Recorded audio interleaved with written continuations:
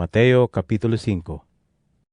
Kan mahiling ni Jesus ang kadako na tao, tumidukad siya sa sarong bulod. Pakatukaw niya, nagdurulok sa iya ang mga disipulo niya. Dangan tinukdoan niya sinda kaini. Palada ng mga dukha sa espiritu, huli ta sa inda ang kahadian nin langit. Palada ng mga nagmumundo, huli ta sinda rarangahon. Palada ng mga mahuyo, huli ta sinda ang magmamana kandaga. Palada ng mga nagugutom asin napapaha sa katanusan, huli ta sinda pakababasugon. Palada ng mga mahihirakon, huli ta sinda mahihirakan. Palada ng mga malinig ang puso, huli ta mahihiling ninda ang Diyos.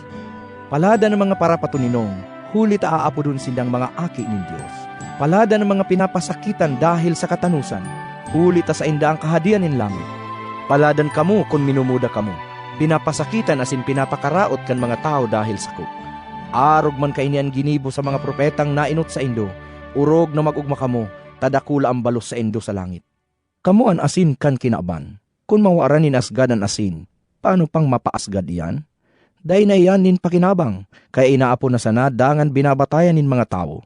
Kamo an ilaw kan kinaban, day nanggad matatago ang sarong syudad na nasa ibabaw nin bulod. Mayong minasulo nin ilaw dangan tinatahuban iyan, kundi ibinubugtak sa talagang bugtakan, nganing maliwanagan ang gabos na nasa harong. Dapat arog kamo kaiyan, paliwanagon ninduan sa indong ilaw sa gabos na tao, tanganing mahiling ninda ang mga marhay nindong gibo. Huli kaiyan, uumawon nindaan sa indong ama na nasa langit. Day kamo maghunan nagdigdi ako tanganing halian nin halaga ang katugunan ni Moises o ang katukduan kan mga propeta. Nagdigdi ako tanganing mautob iyan. Sa katutuuhan sinasabihan ko kamo, mawara man ang langit asin ang daga. Alagad dai mawawaraan nin halaga maski ang pinakasadit na detalye o punto kang katugunan sagkud na mautob ang gabos. Kayan maglapas dawa kan pinakasadit na kabtang sa mga tugon asin magtukdo kan paglapas kaiyan, ibibilang na pinakasadit sa kahadian nin langit. Alagad ang magutob kan katugunan asin magtukdo kaiyan, ibibilang na dakula sa kahadian nin langit. Huli ta sinasabihan ko kamo, na kunan sa indong katanusan day lumampas sa katanusan kan mga paratukdo, kan katugunan asin kan mga parisiyo, day kamo makakalaog sa kahadian nin langit. Nadangog nindo na itinukdo ka idto sa mga tao, day ka maggadan, an sisay man na makagadan, huhukuman. Alagad ngunyan sinasabihan ko kamo, an maanggot sa sayang tugang na mayo nin dahilan, huhukuman. An mag-insulto sa sayang tugang, dadarahon sa konseho. An magsabing mayo kang pakinabang, ihuhulog sa impyerno. Kaya kung madara ka nin dulot sa altar, dangan marumduman mo na anggot sa imo an sa imong tugang, iwalat mo na ang dulot sa atubang kan altar, dangan makiulian ka sa iya, saka ka magbalik tanganing magdulot sa Dios. Kung may tawong masangat ning kaso tumang sa imo asin dinadara ka sa usgado, makiariglo ka sa iya mantang igwapa nin oras, bago ka mo umabot sa usgado. Takundai itatao ka niya sa hukom, na iyon matao sa imo sa pulis na malaog sa imo sa bilangguan.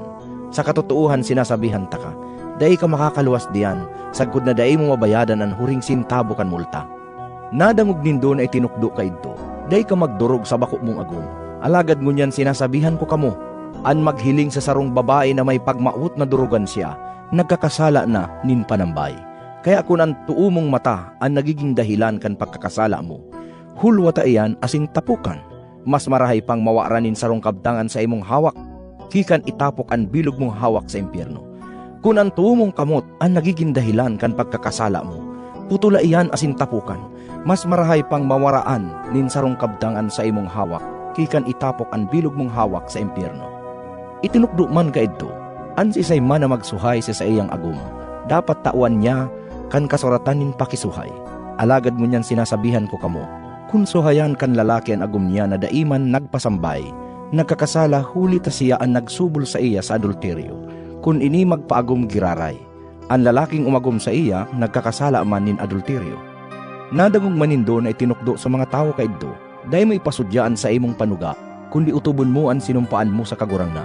Alagad ngunyan sinasabihan ko kamo na dahil kamo magsumpa kung nanunuga kamo, dahil kamo magsabing saksi ko ang langit tayan ang trono ng Diyos.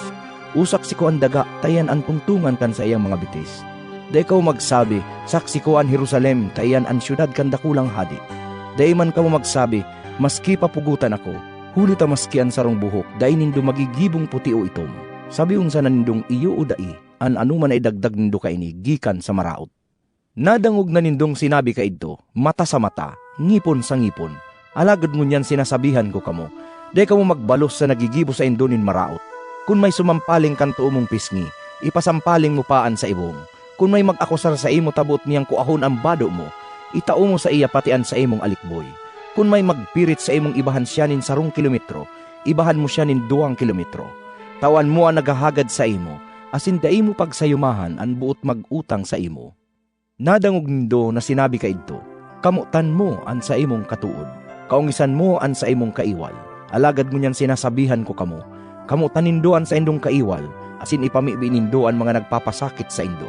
Tanganing maging mga aki kamo kan sa indong ama na nasa langit. Huli ta parehong pinapasaldangan nin aldaw, saka pinapauranan nin Diyos ang taong marahay asin an maraot, ang taong banal sakaan para kasala. Kung namumutan nindo ang mga namumuot sana sa indo, ano pang balos ang hinahalat nindo?